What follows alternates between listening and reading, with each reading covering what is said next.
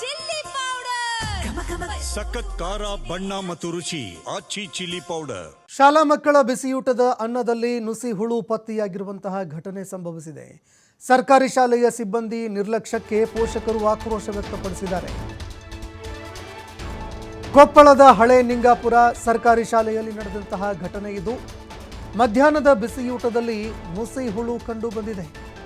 ಬಿಸಿಯೂಟ ಅನ್ನ ಹಾಗೂ ಸಾಂಬಾರ್ನಲ್ಲಿ ನುಸಿ ಹುಳುಗಳು ಕಂಡು ಬಂದಿದ್ದಾವೆ. ಬಿಸಿಯೂಟದ ಸಿಬ್ಬಂದಿ ವಿರುದ್ಧ ಕ್ರಮ ಕೈಗೊಳ್ಳಬೇಕು ಅಂತ ಈಗ ಪೋಷಕರು ಒತ್ತಾಯ ಮಾಡ್ತಾ ಇದ್ದಾರೆ. ಶಿಕ್ಷಕರು ಹಾಗೂ ಅಡಿಗೆ ಸಿಬ್ಬಂದಿಗಳೇನಿದ್ದಾರೆ ಇವರ ನಿರ್ಲಕ್ಷ್ಯಕ್ಕೆ ಅವರ ವಿರುದ್ಧ ಕ್ರಮ ಕೈಗೊಳ್ಳಬೇಕು ಅಂತ ಈಗ ಪೋಷಕರು ಒತ್ತಾಯ ಮಾಡ್ತಾ ಇದ್ದಾರೆ.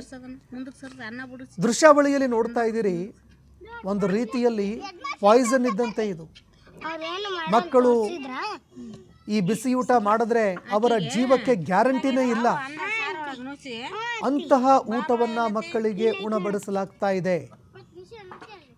ಹೀಗಾಗಿ ಬಿಸಿಯೂಟದ ಸಿಬ್ಬಂದಿಗಳು ಜೊತೆಗೆ ಸ್ಥಳೀಯ ಆಡಳಿತ ಏನಿದೆ ಅವರ ಮೇಲೆ ಕ್ರಮ ಕೈಗೊಳ್ಳಬೇಕು ಅಂತ ಪೋಷಕರು ಈಗ ಒತ್ತಾಯ ಮಾಡ್ತಾ ಇದ್ದಾರೆ.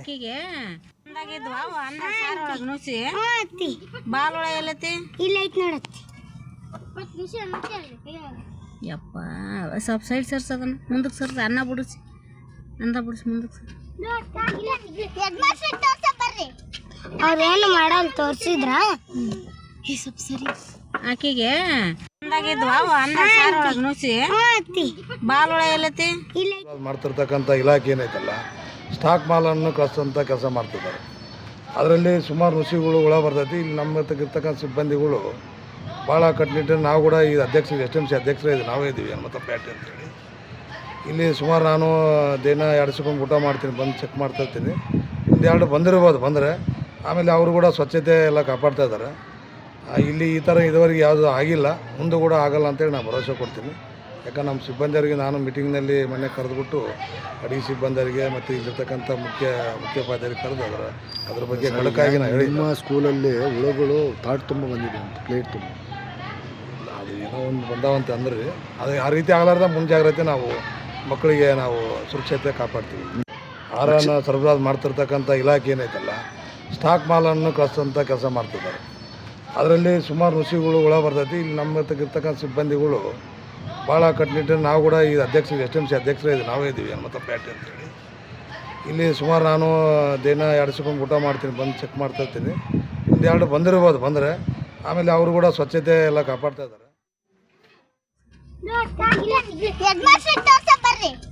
ಅವ್ರೇನು ಮಾಡಲ್ ತೋರ್ಸಿದ್ರ ಸ್ವಲ್ಪ ಸರಿ ಆಕೆಗೆ ಅನ್ನ ಸಾರು ಒಳಗೆ ನುಸಿ ಬಾಲ್ ಒಳ ಎಲ್ಲತಿ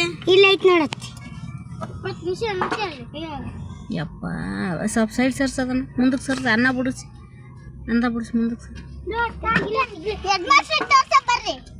ಅವ್ರೇನು ಮಾಡಲ್ ತೋರ್ಸಿದ್ರ ಸ್ವಲ್ಪ ಸರಿ ಆಕೆಗೆ ಅನ್ನ ಸಾರು ಒಳಗೆ ನುಸಿ ಬಾಲ್ ಒಳ ಎಲ್ಲತಿ ದೃಶ್ಯಾವಳಿಯಲ್ಲಿ ನೋಡುತ್ತಾ ಇದ್ದೀರಿ, ಬಾಲದ ಹುಳುಗಳು ಕೂಡ ಪತ್ತೆಯಾಗಿದ್ದಾವೆ. ಜೊತೆಗೆ ಆ ನುಸಿ ಹುಳುಗಳಂತೂ ಹೇಳತೀರದು. ಇದು ನಮ್ಮ ಸರ್ಕಾರಿ ಶಾಲೆಗಳ ಅವ್ಯವಸ್ಥೆ. ಎಷ್ಟರ ಮಟ್ಟಿಗೆ ಆ ಪರಿಸ್ಥಿತಿ ಹದಗೆಟ್ಟು ಹೋಗಿದೆ ಈ ಶಾಲೆಗಳಲ್ಲಿ ಅಂತಂದರೆ, ಸರ್ಕಾರ ಗಮನ ಹರಿಸೋದಿಲ್ಲ, ಸ್ಥಳೀಯ ಆಡಳಿತ ಕ್ಯಾರೆ ಅನ್ನೋದಿಲ್ಲ.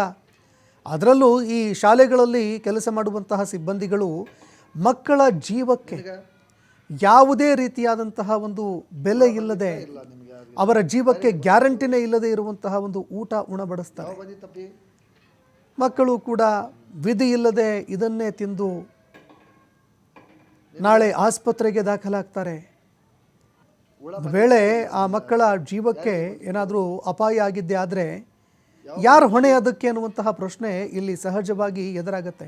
ಆಗಲೇ ಯಾರೊಬ್ಬರು ಮಾತನಾಡ್ತಾ ಇದ್ರು, ಹಿಂದೆ ಆಗಿರಲಿಲ್ಲ ಮುಂದೆ ಆಗಲ್ಲ, ಹಾಗೆ ನೋಡ್ಕೊಳ್ತೀನಿ ಅಂತ. ಈ ರೀತಿ ಹೇಳಿಕೆಗಳು ಈ ಸಮಸ್ಯೆಗೆ ಪರಿಹಾರ ಅಲ್ಲ. ಯಾರು ಇದಕ್ಕೆ ಕಾರಣೀಭೂತರಾಗಿದ್ದಾರೆ ಅಂತವರ ವಿರುದ್ಧ ಕಠಿಣಕ್ಕೂ ಕಠಿಣ ಕ್ರಮ ಆಗಬೇಕು. ಹುಳ ಬಂದಿತ್ತಾ ಇಲ್ಲ ನಿಮಗೆ? ಯಾರ್ಯಾರಿಗೆ ಬಂದಿತ್ತು? ಯಾವ ಬಂದಿತ್ತಪ್ಪಿ? ಯಪ್ಪ ಸ್ವಲ್ಪ ಸೈಡ್ ಸರ್ಸ್ ಅದನ್ನು ಮುಂದಕ್ಕೆ ಸರ್ಸ್ ಅನ್ನ ಬಿಡಿಸಿ ಮುಂದಕ್ಕೆ ಸರ್ ಅವ್ರೇನು ಮಾಡಲ್ಲ ತೋರಿಸಿದ್ರ ಆಕಿಗೆ ಅಂದಾಗಿದ್ವ ಅನ್ನ ಸಾರು ಒಳಗೆ ನುಸಿ ಬಾಲ್ ಒಳಗೆ ಎಲ್ಲೈತಿ ಇಲ್ಲ ಐತ್ ನೋಡತ್ತಿ ಯಪ್ಪ ಸ್ವಲ್ಪ ಸೈಡ್ ಸರ್ಸ್ ಅದನ್ನು ಮುಂದಕ್ಕೆ